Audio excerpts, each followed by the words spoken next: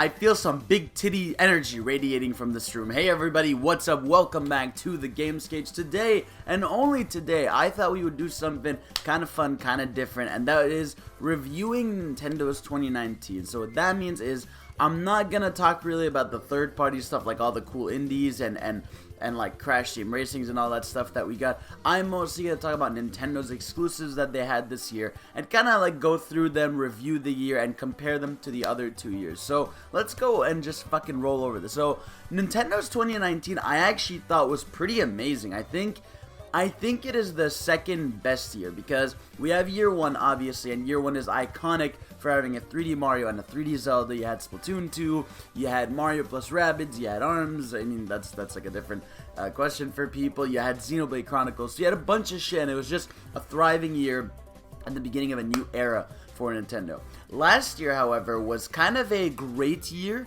but not the best, because again, you had cool stuff like Mario Tennis, Octopath Traveler, what the fuck else am I missing? There's like a couple things in there, and obviously, the year was kind of carried by the wait for Smash Bros. Like, obviously, Smash was the big one. There was Kirby Star Allies last year, so there was a couple cool games last year, but obviously, the big star was Smash, and I think Smash was the highlight of that year.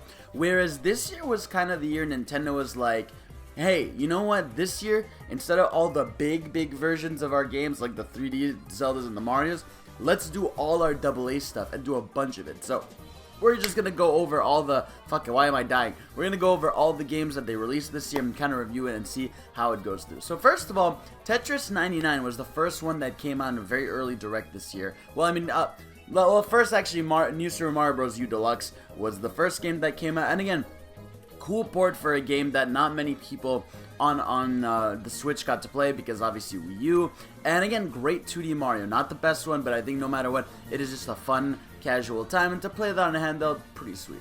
So that was the first one. Next one, Tetris 99. Now, Tetris 99, again, I don't want to get into my top 10 of the year. That's a different discussion. But genuinely one of my favorite games this year in general and one of my favorite iterations of Tetris. Because Tetris 99, I think what I love about it so much is it's literally Battle Royale Tetris, but they do it in such a clever way, and the updates they keep giving it, like this game, even today, just got an update for multiplayer where you can be teams of 25 players trying to beat others, and you've got a bunch of Nintendo themes on there. You've got like an elite mode for elite players. You've got single player stuff. It's like they have continued to support this game, and the only reason you continue to support a game is because you're seeing feedback being given, and like this game alone is the reason to own Nintendo Online. I think that is the best compliment I can give Tetris 99. Next, then we had Yoshi's Crafted World. Yoshi's Crafted World, actually a game that I think is underrated. It's actually one of my favorite platformers in general, one of my favorite games of this year. I think the art style is fucking beautiful. I just think all the crafted elements in there look awesome. I think everything they did with the environments, with the level design, not the music. Music is god fucking awful and trash, and I never want to hear that thing again. Like, next time I play that game, I'm literally just gonna fucking blast other video game music over it. But either way, the charm of that game, the level design, everything about it was just, it was one of the most relaxing and enjoyable games I'd ever played, so I really fucking love that. Next up, then, we had Cadence of Hyrule come out. Now, Cadence of Hyrule, really great game too. It was a cool indie version of a 2D Zelda, which we hadn't had yet on Switch because Link's Awakening wasn't out yet. But it was just a super fun rhythm game. I think it does kind of have a lack of, like, not identity, but like lack of, I feel like I don't think about it much, right? Other than the music. The music remixes were amazing in there, but I don't think about the game too much. But either way, I think it was a great game and a fun time overall. And not one of the best of the year, but just a great game. A big one, though, the big one of this summer for me personally was Mario Maker 2. Now, you all know how I feel about Mario Maker 2. You all know I fucking adore this game. I love it with my life. It's my baby. It's my love. And it's just, everything about this game spoke to me specifically. It's like, it's endless Mario on a platform that's thriving, right? Wii U was limited by the audience it had and limited by the tools of the game. This game expanded the toolset for Mario Maker. It added a single player campaign. It just had everything you'd want from like a Super Mario Maker. Again, it's still getting updates, like we just got the cool Zelda update that adds Link in there. We're still getting cool shit in the game, and it's just like, I love this game so much personally because it's just like it's such a perfect game to just jump into whenever, right? And I want to try to make more levels. It is hard to think of stuff now because I'm so far removed from it, but every time I do jump in, I just have a fucking amazing time. And obviously, you will definitely obviously see that in my top 10 of the year. But yeah, so Mario Maker 2, one of my highlights. Then you had Marvel Ultimate Alliance 3, which again was a super fun game. It wasn't something crazy. It was literally like the old school Marvel Ultimate Alliance games where they're just dumb fun. It really is, hey, let's grab all the superheroes. Who the fuck cares what the story is? You're just having fun doing combos. And I really was happy that they had online integration with friends because I was playing a lot with my friends online. So I actually think that enhanced my experience of the game. I don't know how much fun you'd have with it playing alone, but playing online with friends, doing like infinity challenges and all this stuff, it's like I had a great time with Marvel Ultimate Alliance 2. And again, I think it's just a fun game, especially obviously if you love Marvel and all that shit that's going down. Then another obviously massive one this year, again this is continuing, Fire Emblem Three Houses. Fire Emblem Three Houses, one of the highlights of 2019 in general beyond Nintendo. I think out of all the games Nintendo's released this year, this one is the most universally beloved. I just think the cast in the game is super memorable. The gameplay changes they made are well done. The Persona-like elements where there's so many conversations between like characters in the game is really well done. It's just like I just think overall Fire Emblem Three Houses, from narrative to story to gameplay and everything, it's one of Nintendo's best, and it's just like one of the highlights of Nintendo's year in general. So that's another one. Again, Astral Chain, man, going through this list is crazy. Astral Chain, dude, fucking amazing. I love this game so much. This is Platinum at its very best in a way that I didn't expect, again, because like you don't know how else Platinum can innovate and keep doing different things, but the way they had the mechanic of having the different legions and how you could wrap them around enemies and tie them and you're both hitting them and like your legion is attacking them but you're also hitting them with your stick, you're doing your slow-mo dodge and everything. It's just like everything about this game spoke to me, from the style to the music to the over-the-top story and set pieces. It's just, Astral Chain is a fucking delight and one of the best Switch games. Then we had Link's Awakening. Link's Awakening, also a really great Zelda game. Again, Link's Awakening is a game that is a lot of fans' favorite Zelda.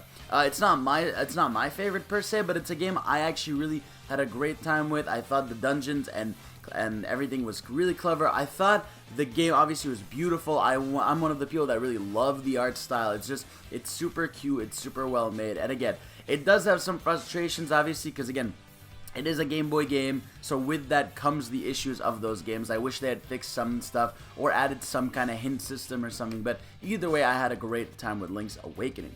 There was also Dragon Quest XI Echoes of an Elusive Age Definitive Edition, and I know that's not a new game, but this version of the game was exclusive to Nintendo Switch, and this game is incredible and a must-buy. I don't think enough people played this. It really is a must-buy for Nintendo Switch owners. It's just the music, the music's great.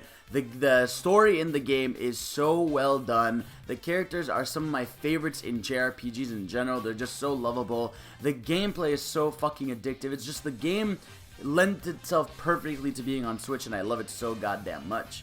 Then we had Luigi's Mansion 3. Luigi's Mansion 3, also a game I love. I think everyone kind of has the sentiment where it's one of the best looking Nintendo Switch games. You got Luigi's art style looking so good. You've got some clever level design. You've got some cool bosses. You've got cool enemies. And it's just like, it is just a super well made Halloween game. They fit the theming super well. And it was so charming and lovable, as a Luigi's Mansion game should be.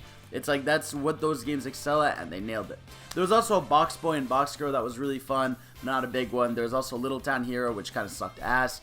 Then, obviously, one of the last one of the year, Pokemon Sword and Shield. Pokemon Sword and Shield was also a game that I personally really loved, and I know that once finally a lot of people got to play it, they actually really loved it. So in general, it's just a game that kind of did end up seeing success. Obviously, sales wise, it's killing it. But I really loved Sword and Shield. I thought it was a fun Pokemon experience. I thought all the quality of life changes they made were for the better. I thought the characters were charming. I thought the battle system stuff with Dynamaxing was really cool. And overall, I just had a great time with Pokemon. So yeah, I mean, and then also a big one we had this year was Smash DLC, right?